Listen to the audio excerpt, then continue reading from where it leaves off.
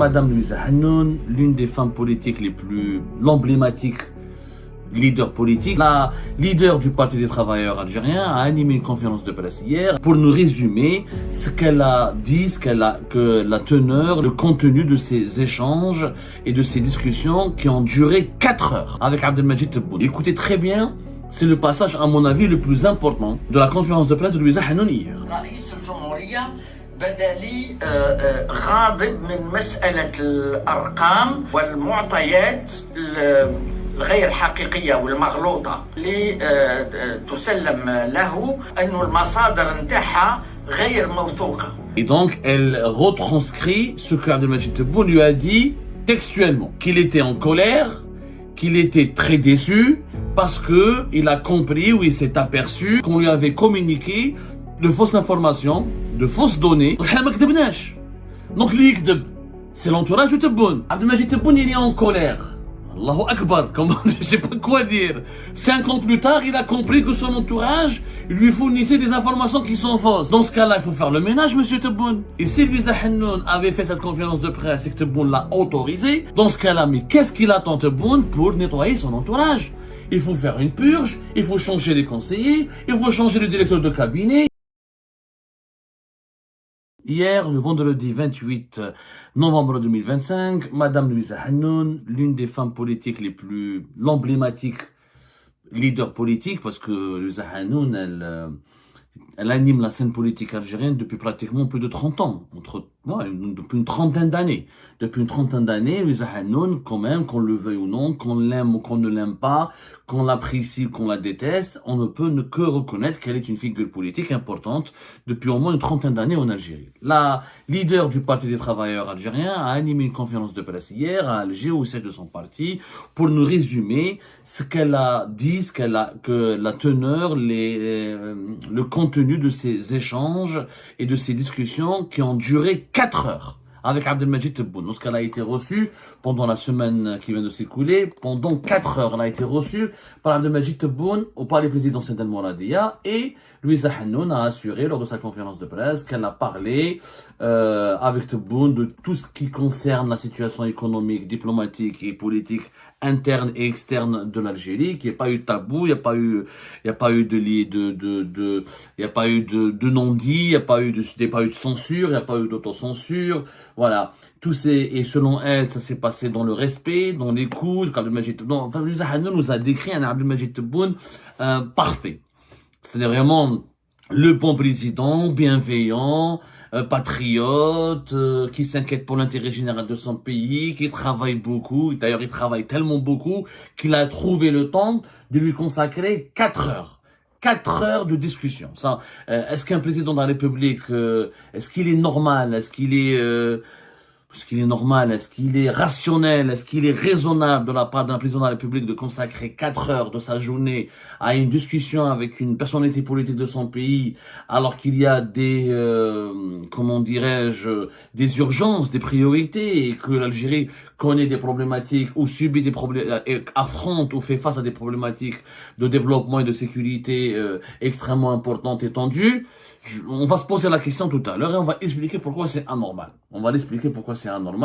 Mais je pense qu'il faudra commencer la journée d'aujourd'hui avec ce que Louisa Hannoun, on l'a remercié pour sa transparence, pour son courage, parce que franchement, parler pendant 4 heures avec Tebboune et l'écouter, échanger avec lui présenter des arguments et essayer de le convaincre sur certaines réalités, c'est un exercice très périlleux. Louisa Hannoun a, semble-t-il, parlé de tous les sujets.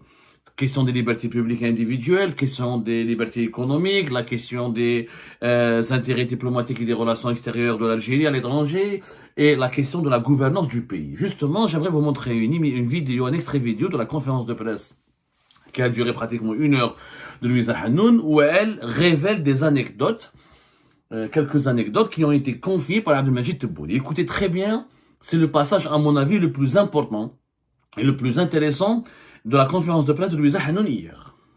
رئيس الجمهورية بدا لي غاضب من مسألة الأرقام والمعطيات الغير حقيقية والمغلوطة اللي تسلم له أنه المصادر نتاعها غير موثوقة. في غالب الأحيان غير موثوقة، وهذا يخص يعني مختلف القطاعات، وفي نفس الوقت هذا يفسد مقروئية الأوضاع في مختلف القطاعات، ولا يسمح لمعالجة المشاكل. لاحظت في خضم النقاش انه رئيس الجمهورية توصلوا شكاوي نتاع مواطنين، احيانا فيديوهات، احيانا رسائل يطلع عليها، وهو ألح على ضرورة انه المسؤولين كل واحد في القطاع نتاعو على المستوى الجهاز التنفيذي وعلى المستوى المحلي، كل مسؤول عليه أن يتحمل مسؤوليته ويستمع للشكاوي والمطالب نتاع المواطنين. أنا ألحيت هنا أيضا على الضرورة الملحة في فتح المجال الإعلامي باش يكون النقاش سياسي، ولكن أيضا باش المواطنين يعبروا عن الضيق نتاعهم، عن تطلعاتهم، عن المشاكل تاعهم. Vous avez entendu vous-même. نعاود لكم سمحوا لي برك. Écoutez juste, on va réécouter juste le début de l'intervention de Louisa Hanoun dans ce passage-là sur les fausses informations, les fausses données et les faux chiffres qui parviennent à Abdelmajid Tebboune et qui sont communiqués à Tebboune. Écoutez bien, c'est important, s'il vous plaît. On commence. بدا لي غاضب من مسألة الأرقام والمعطيات الغير حقيقية والمغلوطة اللي تسلم له، أنه المصادر نتاعها غير موثوقة، في غالب الأحيان غير موثوقة، وهذا يخص يعني مختلف القطاعات، وفي نفس الوقت هذا يفسد مقروئية الأوضاع في مختلف القطاعات، ولا يسمح لمعالجة المشاكل. لاحظت في Louisa Hanoun a été reçue par Abdelmajid Tebboune le lundi 24 novembre 2025. Et donc, elle retranscrit ce que Abdelmajid Tebboune lui a dit textuellement. Qu'il était en colère, qu'il était très déçu, parce que il a compris, ou il s'est aperçu, ou il a pris conscience qu'on lui avait communiqué de fausses informations, de fausses données, et ou des données qui ont été tirées de sources non fiables, non documentées, non fiables. Donc, nous avons un chef d'État qui reçoit une présidente d'un parti politique, qui n'est pas un très important parti politique, mais disons, Louisa Hanoun, elle a une notoriété, elle a un passé, elle a tout un parcours derrière elle, elle a un historique. Donc Tebboune confie à une figure historique de la scène politique algérienne, il le reconnaît, qu'on lui donne des fausses informations et ça lui arrive, il n'a pas dit que ça lui arrive, il a pris conscience qu'on lui donnait des informations qui ont été tirées de sources non fiables. Et que ça nuit et ça porte préjudice à sa manière de gouverner le pays, puisque c'est connu, on l'a dit 1000 fois, nous on le dit, ça fait 5 ans, un bon décideur, c'est un décideur qui prend une décision bonne, qui ne peut être bonne ou fiable, que si elle est basée sur des données qui sont fiables, qui sont bonnes, qui sont véridiques et qui sont intelligibles, et qui sont bien lues ou bien interprétées ou bien analysées. C'est ça un véritable bon décideur. Donc Tebboune reconnaît officiellement ce que nous dénoncions depuis 5 ans. Depuis son arrivée au pouvoir, on n'a pas cessé de dire que les chiffres annoncés par Tebboune sont absurdes, sont contradictoires, ils sont faux, sont infondés, et ça fait 5 ans que nous disons, Monsieur Tebboune, vérifiez avec les membres de votre entourage, ils vous induisent en erreur, ils vous donnent de fausses informations, ils vous transmettent des données qui sont falsifiées ou malveillantes, ou falsifiées ou manipulées de façon malveillante pour vous manipuler, pour vous orienter vers une direction qui n'est pas la bonne direction pour l'intérêt général du pays, et que les sources sur lesquelles vous vous appuyez pour prendre vos décisions les plus importantes sont des sources qui sont pas fiables, qui sont pas honnêtes, et c'est des sources qui ne sont pas sérieuses ni rigoureuses. Ça fait 5 ans. On nous a condamnés à mort pour ça. Moi, par exemple, octobre 2022, tribunal criminel d'Al-Baïda m'a condamné justement parce que, soi-disant, je révèle des informations qui ne sont pas vraies, qui seraient fausses et qui nuisent aux intérêts économiques de l'Algérie et qui auraient été communiquées ou qui m'auraient été fournies par des puissances étrangères. Un exemple. La majorité des opposants et des activistes ou des journalistes indépendants qui ont été ou emprisonnés, ou traqués, ou pourchassés, ou qui font l'objet d'un mandat d'arrêt international, ou qui ont été diabolisés ou détestés par le régime Tebboune, ont fait l'objet de cette persécution généralisée et très dure, justement parce qu'ils dénonçaient la mauvaise gouvernance de Tebboune qui s'appuyait et qui s'appuie sur des fausses informations, sur des fausses données et sur des sources qui ne sont pas fiables. Donc, Tebboune reconnaît à Louisa Hannoun la véracité de nos reproches, de nos critiques. Il avoue que ce qu'on disait sur lui, sur son entourage, n'était non seulement vrai, mais pertinent et percutant. Donc, donc, c'est l'entourage de Tebboune. Maintenant, Abdelmajid Tebboune, il est en colère. Allahu Akbar, je sais pas quoi dire. 5 ans plus tard, il a compris que son entourage lui fournissait des informations qui sont fausses. Dans ce cas-là, il faut faire le ménage, monsieur Tebboune.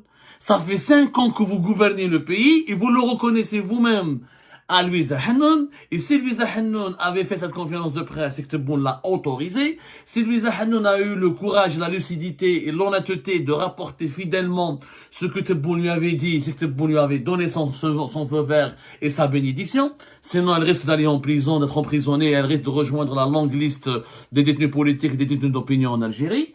Donc, c'est Tebboune qui veut envoyer un message à l'opinion publique à travers Louisa Hannoun pour dire: je sais que les Algériennes et les Algériens sont déçus, sont dégoûtés par mon bilan, par ma gouvernance, ils sont dégoûtés, sont révoltés par la situation déplorable du pays. Ce n'est pas de ma faute, moi j'ai des bonnes intentions.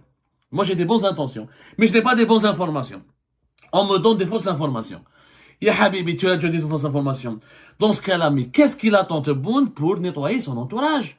Il faut faire une purge, il faut changer les conseillers, il faut changer le directeur de cabinet, il faut changer le secrétaire particulier, il faut changer tout l'ensemble, il faut sanctionner toutes les personnes qui donnent au président de la République des fausses informations et des informations mensongères. Tout le monde. Parce qu'attention, on veut nous faire croire maintenant, et ça je ferai une émission à part plus tard, que le problème de Tebboune sont les ministres. Pas ses conseillers, pas les membres de son cabinet. Je suis désolé, quand un ministre le ment, il arrive que dans tous les pays du monde, il y a des ministres qui font de la politique, qui trafiquent les bilans, ils falsifient les données, ils falsifient les rapports, ça arrive. Mais normalement, avant d'arriver au chef de l'État, il y a un filtre. Le filtre, c'est qui? C'est son cabinet, ses conseillers, son directeur de cabinet, ses collaborateurs proches qui sont censés vérifier toutes les informations que le gouvernement fait parvenir au président de la République. Un des conseillers, que ce soit au niveau dans la communication, dans la gestion des affaires politiques, dans la gestion des affaires juridiques, dans la gestion des affaires sécuritaires et dans la gestion des affaires économiques. Les conseillers du chef de l'État, quel est leur rôle? C'est de jouer le rôle du filtre, c'est-à-dire de examiner ce qui parvient au chef de l'État, de le soumettre à l'épreuve de la critique et de la vérité, ensuite de dire au chef de l'État: voilà, monsieur le président, nous avons vérifié ce qui a été communiqué à votre honorable, à votre respectable personne, ou à votre honorable personne. Il y a ceci qui paraît faux, il y a ceci qui est douteux, il y a ceci qui n'est pas suffisamment documenté, et nous vous préconisons de se réunir avec le Premier ministre, avec les membres du gouvernement, pour approfondir tel sujet, pour corriger tel sujet, ou pour demander des explications, des précisions sur tel sujet. C'est le filtre. Mais Tebboune, il sait très bien que son entourage, il est peuplé, il est composé, que sa présidence, que son palais présidentiel, il est peuplé de médiocres, de malhonnêtes, de conseillers malveillants qui pensent d'abord à leurs intérêts individuels, personnels, qui pensent d'abord à leur ego et qui n'ont ni la compétence. S'ils étaient au moins malhonnêtes et compétents, il n'y aurait pas de problème. Il n'y aurait pas de problème. Ils sont même pas compétents, ni bien formés, et ni outillés intellectuellement, scientifiquement, pour pouvoir conseiller le chef de l'État. Et c'est ça le problème. Hadi, Tebboune doit l'avouer. Mais lui, ce qui est grave dans les révélations de Louisa Hannoun, c'est que Tebboune préfère, donc, emprisonnés, condamnés à mort, condamnés à l'exil, pourchassés, traqués, menacés à l'étranger, intimidés à l'étranger, les opposants qui lui disent que vous vous trompez, que vos chiffres sont faux, que vos annonces sont basées sur des mensonges qui sont faux, que la majorité des chiffres dans vos discours sont complètement falsifiés, ou que les informations que vous annoncez sont pas recoupées. Donc nous, on est diabolisés, attaqués, emprisonnés et condamnés, alors que les membres de son entourage, qui sont les premiers responsables de ces fake news, de ces manipulations, de ces informations fausses qui aboutissent à des mauvaises décisions, qui aboutissent à des décisions chaotiques et préjudiciables pour les intérêts de l'Algérie et du pays, eux, ils sont protégés, ils ont les passeports diplomatiques, ils ont les privilèges, ils ont les salaires, ils ont les avantages sociaux, etc. Alors que les opposants qui disent exactement, qui confirment et qui disent la vérité à Tebboune, en lui disant pour son bien qu'il gouverne mal le pays parce qu'il a encore une fois des informations qui sont faibles, fiables, qui sont fausses, mensongères, falsifiées et manipulées, et ben eux ils sont condamnés à tous les malheurs de la vie. C'est pas normal. C'est pas normal. L'aveu de Tebboune. En réalité, Tebboune pense que Louisa Hanoun, en disant cela à Louisa Hanoun, il va se protéger auprès du peuple, il va avoir la sympathie du peuple, et le peuple va dire, ah, notre pauvre président, il est mal entouré. C'est ça la théorie qui domine. Depuis le début du deuxième mandat de Tebboune, c'est l'explication, c'est la théorie qui domine le discours idéologique et politique et médiatique en Algérie. C'est pas Tebboune qui est mauvais, et il est mal entouré. Parce qu'il est mal entouré, qu'il n'arrive pas à gouverner le pays. Mais le président est responsable de son entourage. C'est le premier responsable de son entourage. C'est lui qui a choisi ses conseillers, qui n'ont quasiment pas changé depuis 2020. C'est lui qui compose son cabinet, qui n'a pas foncièrement changé depuis 2020. C'est lui qui choisit ses hommes de confiance. C'est lui qui choisit ses propres collaborateurs. Et donc, il est entièrement responsable de leur comportement, de leurs compétences, de leurs erreurs, de leurs dérives et de leurs dérapages. Une telle révélation, c'est une révélation qui est pire qu'un crime. Vous savez, un scandale de corruption, un détournement d'argent ou n'importe quel crime serait beaucoup moins grave que ce que nous avons entendu dire lors de la conférence de presse de Louisa Hanoun. Un crime économique ou quelconque, il impacte un secteur, il impacte un groupe de personnes, etc. Mais des mauvaises décisions du chef de l'État ou des décisions basées sur des données mensongères, manipulées et falsifiées, ou des chiffres faux fournis au président avec des mauvaises intentions, parce que quand on donne des mensonges, quand on communique des rapports mensongers, des rapports bidonnés au chef de l'État, c'est qu'on a des mauvaises intentions pour le manipuler. Et ben ça prend des décisions mauvaises qui ont un impact sur presque 50 millions d'Algériens et d'Algériens, presque 40 millions, toute la population. C'est tout un pays qu'on va bousiller, en volant de l'argent, en détournant, en commettant une infraction, n'importe quel crime. On a des dégâts sur une catégorie, un groupe social, un secteur, mais en prenant des mauvaises décisions à la tête de l'État, c'est le pays qu'on sabote, c'est le développement du pays qu'on sabote, c'est le développement du pays qu'on va compromettre. Donc c'est un crime très grave de mentir au président, de le manipuler, de lui donner des faux chiffres. C'est un crime très très grave. Pourquoi ne pas sanctionner ? Pourquoi ne pas sanctionner ces responsables qui versent dans le mensonge, qui versent dans la manipulation? Pourquoi condamner les opposants qui disent exactement ce que Tebboune a dit à Louisa Hanoun, à la prison ferme, à l'exil éternel, à la diabolisation infinie, alors que les collaborateurs de Tebboune, qui sont les responsables de ces mensonges et de ces manipulations, eux sont protégés, chéris, etc. Et ils sont courtisés, ils ont tous les avantages et tous les privilèges du monde. C'est un scandale inédit. C'est la première fois qu'un chef d'État en Algérie reconnaît ouvertement qu'on le manipule, qu'on lui a menti, qu'on l'a trahi et qu'on l'a désinformé pour prendre des mauvaises décisions qui sont contraires à l'intérêt du pays. Et ben c'est la fin de cette vidéo les amis. Je vous remercie comme d'habitude pour avoir suivi jusqu'à la fin. N'oubliez pas de nous laisser vos commentaires et vos réactions sur la vidéo et de vous abonner à la chaîne si vous n'êtes pas encore abonné. Et merci aussi pour vos commentaires et vos discussions très animées dans la section des commentaires. Donc, vous n'oubliez jamais de décortiquer bien un sujet sur tous les points qui ont été abordés dans la vidéo et ça fait vraiment plaisir moi-même je ne fais pas de commentaires, je m'appuie sur vous pour que vous puissiez bien expliquer les choses et en faire des discussions civilisées et dans tout le respect possible. Donc voilà, merci beaucoup et à la prochaine dans une nouvelle vidéo. Au revoir.